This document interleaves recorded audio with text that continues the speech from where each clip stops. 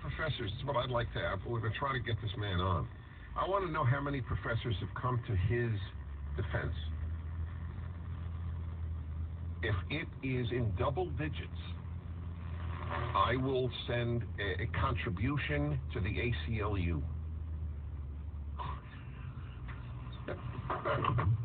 And that'll be painful. I have to say, that will be painful. I was going to say Southern Poverty Law Center, but I would never send money to a hate group. So I'll stick to ACLU, which is a deeply flawed group and has become a left-wing. See, I don't agree with Dennis on this topic where he says that college administrators should just tell any students who are boycotting or doing something that's disrupting the college. I don't know. I guess these students were doing a sit-down strike or something inside one of the administrative buildings. Dennis says that the administrators are cowardly because they should just say either get out or you'll be expelled.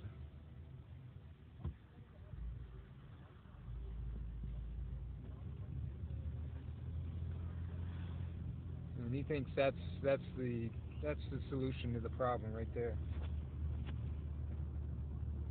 Well, I don't agree with that. I mean, you want students to be daring. You want them to be,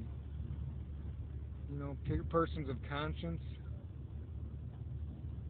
and to have enough courage to stand up and say things, even if it's controversial, whether it's on the far left or far right.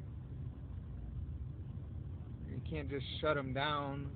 I mean, this is trying to make adults into, young men and women into adults, into good adults.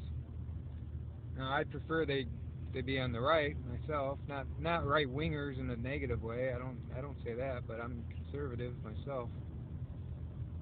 And if you just shut them down for doing something, you just expel them just like that, then the university becomes just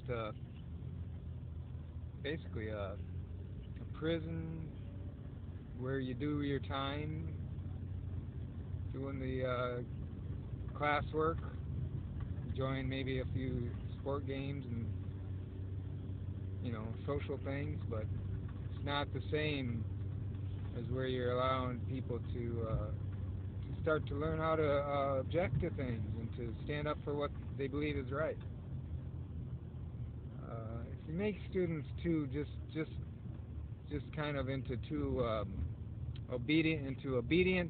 perfect obedient young people, that's the way they come out. They'll come out of the university and thinking that's what it means to be a good citizen, just perfectly obedient. Now think about what happened in Nazi Germany. Perfectly obedient citizens allowed millions of Jews to be killed. So let's not mistake perfect citizenship for being perfect. That's not biblically perfect, that's for sure. Perfect in the Bible comes from the word teleo, Greek word, meaning to be complete. And that doesn't mean to be like just some kind of subservient, do everything we say, sit down, stand up, twirl around, that kind of obedience. To be complete is to be a person of a full person who's able to think, who's able to empathize, sympathize, process things rationally, but also sometimes emotionally. Just to be a full person. So these young people in colleges, if they're taking over an administration building, well, there's got to be a deadline at least at some point where they have to take some sort of action. But just to say, well, the minute you step in here, immediately you're out, expelled, that's going too far. I think Dennis is wrong on that.